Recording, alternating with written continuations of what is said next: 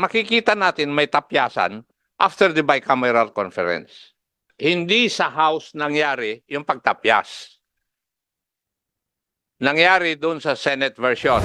Hindi ko po masikmura yung nangyari na bakit natin ninakawan ng pondo yung mga mahihirap.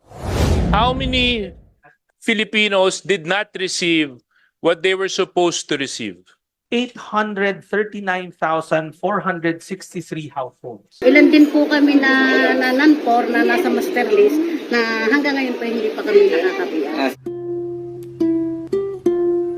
Mr. Secretary, yung budget naman po ninyo from NEP to GAA, tumaas po, di ba? From 207 billion to 245. You are correct, sir. Yes. Sir. But the problem is yung ating important project, yung For peace. 4-piece na tapyasan. Correct. Now, we're here to look for the reason why natapyasan. Di po ba? Yes, sir. Yes. Hindi po ba doon sa GAB2, which is a product of the House deliberation on the budget, hindi naman po natapyasan? Would that be correct?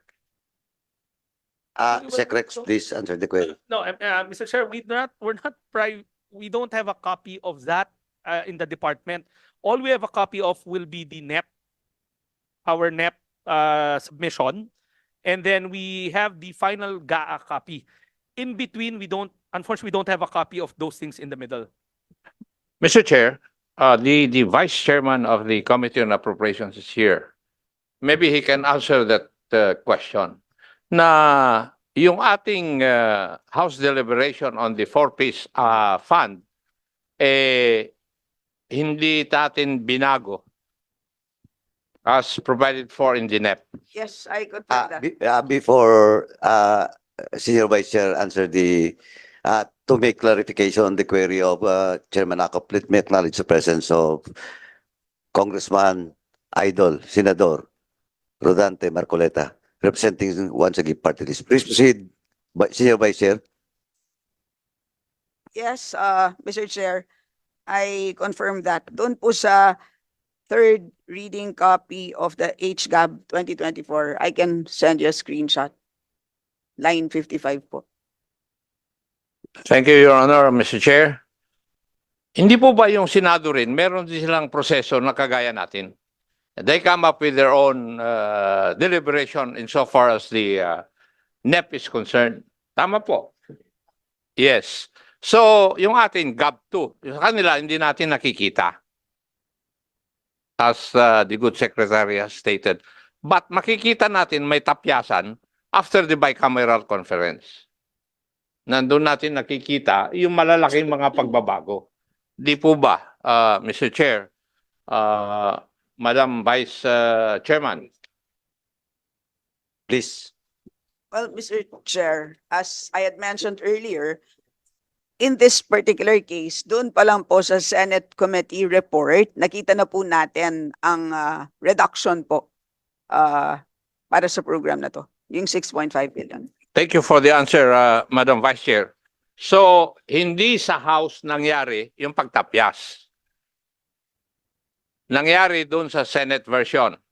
Ang problema, nagkaroon ng bicameral conference, pumayag yung House panel natin doon sa tapyas na yun. That should be the question. Kasi merong sa bicameral conference, may House contingent, may Senate contingent. Yun ang protocol eh. Even if I have not been there. Pero yun ang protocol. So, tayo, yung tinatanong ko kanina, complicit na rin kami sa pagtapyas eh. Dahil pumayag yung representative namin eh. Mr. Chair, di po ba?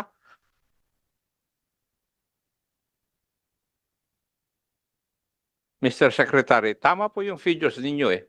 But starting 2016, minsan lang kayong na-increase yung budget ninyo for 4-piece. That was in the year 2019. Tama po ba? From 88.1 to 89.7 or an increase of 1.6 billion. All the other years, in 2017, ang increase po ninyo is 500 million. In 2021, 7 billion. At deficit in 2022, 8 billion. In-enumerate nyo ito kanina. 2023, 13 billion ang deficit ninyo, yung natapyas. Yung natanggal. Natanggal, yun. And then in 2024, 6.5 billion. Tama po ba? Correct. Correct. Mr. Now, Chair. if we look at 2023, nung 13 billion yung natapyasan o natapyas sa budget ng 4Ps, there was a conditional special provision given by the President. Di po ba? Na yung pag-implement nito, it's with the condition. Babayaran dapat natin yung backlog natin ng 27 and 2018. It was a conditional veto on the utilization of funds for prior years' claims insofar as the 4Ps are concerned.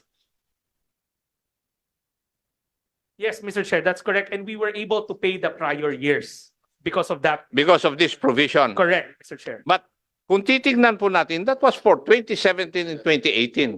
Natapyasan din kayo noong 2021 and 2022. Tama?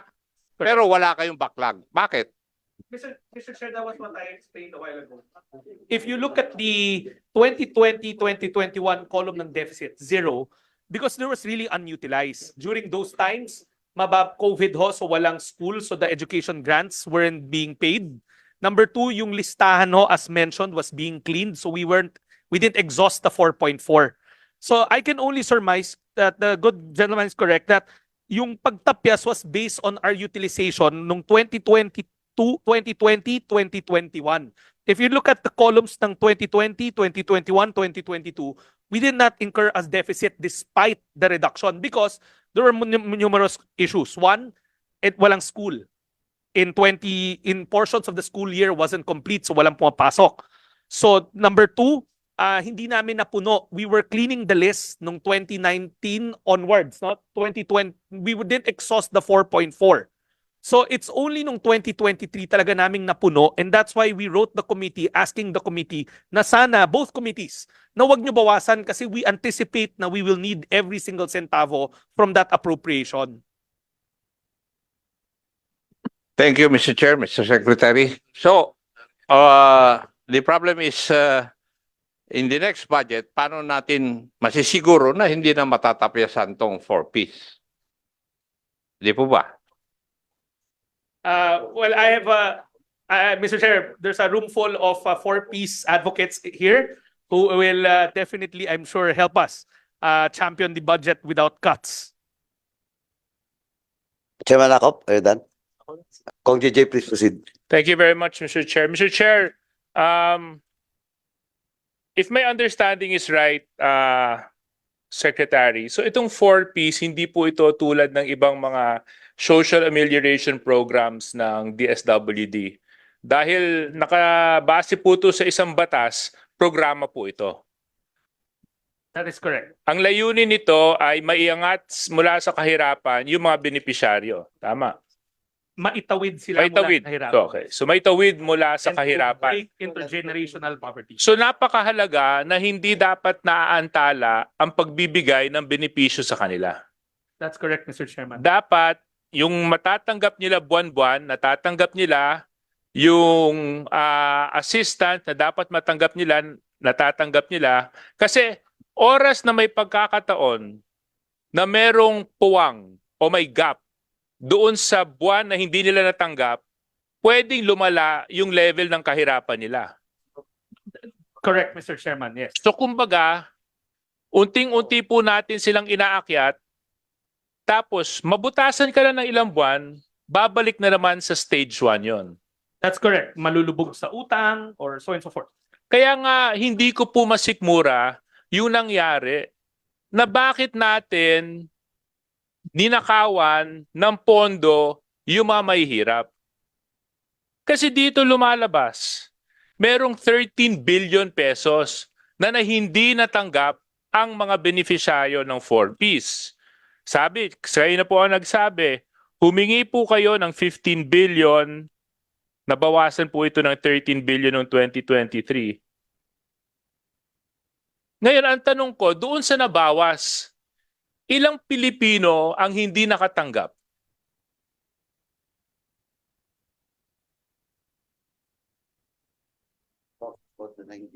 Yeah, we're talking about the 9 billion. How many Filipinos did not receive what they were supposed to receive? That's 839,463 households. So can you imagine that? 839,000, did I get that number right? Yes, 839,463. 839,463 households. So hindi lang po ito pamilya, households po ito. So sa isang household, ano po ang bilang ng DSWD na bumubuo na individual? 5 to 6. So therefore 8,400 times 5, that's around 4 million Filipinos. 4 million Filipinos was deprived of that budget movement in 4Ps. I would like now to show a video.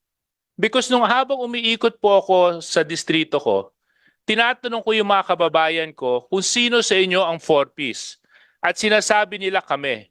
At habang tinataas nila yung kamay nila, tinatanong ko, ano ang naging problema ninyo? At hayaan na po natin itong babae magkwento, Sek, kung ano ba ang sitwasyon talaga sa mga barangay. Ibigay po yung pangalan ninyo, saka edad, at saka tagasan. Ano po? Ako si Leonardo Aguilir, 55 years old, taga-Kabay. Taga-Barangay Kabay, Camp Quezon. Yung concern niyo po na gusto yung ilapit kay Kong? Ang concern ko po ay tungkol po sa Purpis. Sa Purpis po, ako po'y bali 1 year nang hindi na payout, pero hindi po ako. Ako po kasi naging parang i-declare na non-core. Pero andun pa din po ako sa master list. Hindi po tulad nung mga first na nagnanpor na natanggal talaga sa master list. Pero kami po bali, ilan din po kami na nanpor na nasa master list na hanggang ngayon po hindi pa kami nakakapiya. Sino-sino po yung But mga anyway, so Ang habang akin po naayos yung natatandaan ay si no, Lily Sek, Amalia. ang pinaka-ud nitong kwento ng Sa babae, inyo po magkatanda, tatlo simple. lang po kayo na Dati siyang ilan 4Ps po beneficiary. po kami, pero Tapos hindi po- niya alam kung bakit siya Meron biglang pa po nag-delist na- sa na-declare listahan. na non-core, pero labas Habang ng mas... patuloy na tumatanggap, yung mga kasamahan niya sa barangay. Kaso lang, nung nalaman niyang na-delist siya, nandun pa naman yung pangalan niya sa master list. So hindi niya ngayon maintindihan bakit hindi siya nakakasama doon sa mga payouts kung ang pangalan niya naman ay nasa master list. So that happened for almost 1 year. And let's not forget that 1 year that when it happened, that was the year after the pandemic. So that begs a bigger question. How were people expected to come out of poverty coming from a pandemic? When everybody was expected na mas lumala pa yung level ng kahirapan nila, tapos sila bigla na lang madidelist, hindi mapapasama. 4 million pa. Tapos may 4 million pang hindi natin nabigyan. So ang tanong ko ngayon, Sek, paano natin, is this because may listahanan tayong isinagawa? May bagong listahan? Kasi kung may bagong listahan na ginagawa, bakit naman naapektuhan yung mga taong technically ini-evaluate pa? Mr. Chair, yan yung kanina hong pinaliliwanag namin na right after the listahanan 3, admittedly, it encountered so many problems. When they launched it, nagka-COVID, so may mga 600,000 na in the data na 700,000 na hindi talaga napuntahan. They were just not visited kasi physically yung mga surveyors hindi nakalabas. Merong portion na a big swath, yung nandyan sa timeline na around 1.3 that were just suddenly declared na non-poor. That's why we had to redo the list for the past since Sec Tulfo came into the department all the way to my time, and even up to now, may tinatapos pa kami. We're painstakingly making reconciliation of etong hindi napuntahan, yung mga nawala bigla sa listahan, and we're almost done. Ang gut feel ho namin, since ganyan yung kwento, it's either they're still part of those people waiting to be retroactively paid, kasi may mga nabayaran na tayo, or they're part of this 491,000 na sinusuri pa up to now. O nga, so actually, nandun talaga yung problema. Kasi di dapat, Sec, may suggestion lang, nung inaayos nyo yung listahan ng 3, dapat hindi na nagtanggal ng mga tao doon sa listahan. Ah. Kasi sinabi nyo, inaayos nyo pa eh. So anong evaluation method ang ginamit ng DSWD para maging basehan, para ma-delist sila? Kasi ang kwento ng mga kabarangay ko dito sa Chaong, bigla silang na-delist. Although, sa master list, nandun pa naman yung pangalan nila. Mr. Chair, yan yung kanina namin pinaliliwanag na when we got to, even si Sec Tulfo, when he got to the department, they were using a proxy means test that was old. That wasn't relevant anymore post-COVID. So, kaya ang laki ng numerong nadidilis. That's why the first intervention namin was one, put a based on the discussion with Congress people who were really bothered by it, we put a moratorium first. Wala munang delisting. Okay, so, Delist sila. yeah. But, Mr. Chair, unfortunately, we couldn't continue paying the grants kasi pag later on ma-determine silang non-poor will be violative of the law on the 4Ps and we might get an AOM from COA kasi we paid somebody who was initially said already na non-poor. But can I just stop you there, boss?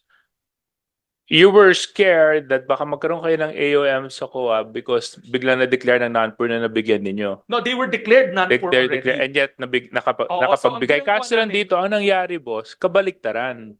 Yung mga mahihirap, hindi nakatanggap. Mr. Chair, they could be falling in that area na nandun sa first 2 listahanan pero wala sa listahan ng 3. Yan yung what we've been working on trying to match them one by one. It's an anomaly that none of us could explain. Listahan ng 1, nandyan siya. Listahan ng 2, and remember these listahanans happened even before our time. Yes. Listahan ng 2, nandun siya. Then listahan ng 3, nawala na lang siya bigla. And that's what we're trying to reconcile now and painstakingly going to each house, trying to figure out kung nasaan sila. We've managed to match some, and the data is in that presentation, but we're still 500,000 accounts to go pa. Yeah. But so therefore, it still doesn't, are you saying that this is the justification for the budget slash? I cannot speak for the slash, but what I can ascertain dun sa slash, if you look at the table, is because of our unutilized over the No, years. but the unutilized was it a base per year or per half year utilization? In the years of 2020 all the way to 2022, the unutilized was we can only assume they slash it because we weren't fully utilizing all Because of COVID. One, COVID, because walang school. So the Oo. education grants weren't being paid. Oo. Two, the list wasn't complete. So yung number of beneficiaries natin mababa. Marami talagang problema si listahan ng 3. That's why we're taking so much time fixing it. Kasi kung ito kasi Sec yung sinusubukan kong i-reconcile dun sa statement. Kung may problema yung listahanan at saka yung supposed beneficiaries ng 4Ps, na alam naman natin yun ang beneficiaries, bakit pagdating sa National Expenditure Program, malaki ang hinihingi ninyong pondo kung hindi pa pala maayos at malinis yung listahan? I can speak for the year that I asked for it. Opo, yun na lang Because po we were muna. confident na maaayos namin. Okay. In fact, that's why we wrote, and even in the budget hearing, we kept on repeating, during the July budget hearing, our obligation rate and our disbursement rate was this month. But I kept on assuring the Congress and the Senate na maaayos namin yan and full utilization yan come end of the And you assume the position 2020. 3 of January 31. Okay, so 2023, you assured us na your utilization would improve. And it did. Yes, and it did. And you also wrote a letter to Congress And the Senate. and the Senate requesting na hindi sana makat. Yes. Lumabas yung House version natin, maintained intact yung pera ng 4Ps. Now, I don't know what happened in the Senate, why all of a sudden 13 billion was slashed. But you had on paper request that your utilization would be effective enough para makatanggap yung mga beneficiaries nung pondo na dapat mapapakinabangan nila. Correct. Okay. But ang nangyari, meron tuloy na 13 billion na natanggal at dahil sa 13 billion na tanggal, merong 843,000 Filipino families, which is around 4 million poor Filipinos ang hindi nakatanggap dahil sa budget cut. Yes, Mr. Chair. Ayun ang malungkot. Ngayon, hindi ko alam kung paano natin ilalarawan ang isang sitwasyon na ninakawan natin ng isang mahirap. Kasi kalimitan, ang mga mayayaman ang ninanakawan. Kasi lang hindi dapat ninanakawan ng mahirap. Kasi wala na nga silang pera. Tatanggalan pa natin sila ng dapat nila matanggap. Sa palagay ko, hindi kaya ng sikmura ko yon, Sek. So, kung meron man kayong magagawang remedyo para naman maayos tong sitwasyon na ito, nagpapasalamat ako kay Congressman J.C. Abalos dahil he stood up strong in plenary to fight for this. Dapat talaga magawa natin ang paraan kasi tama yung sinabi nyo, may utang yung gobyerno dun sa 4 na milyong Pilipino.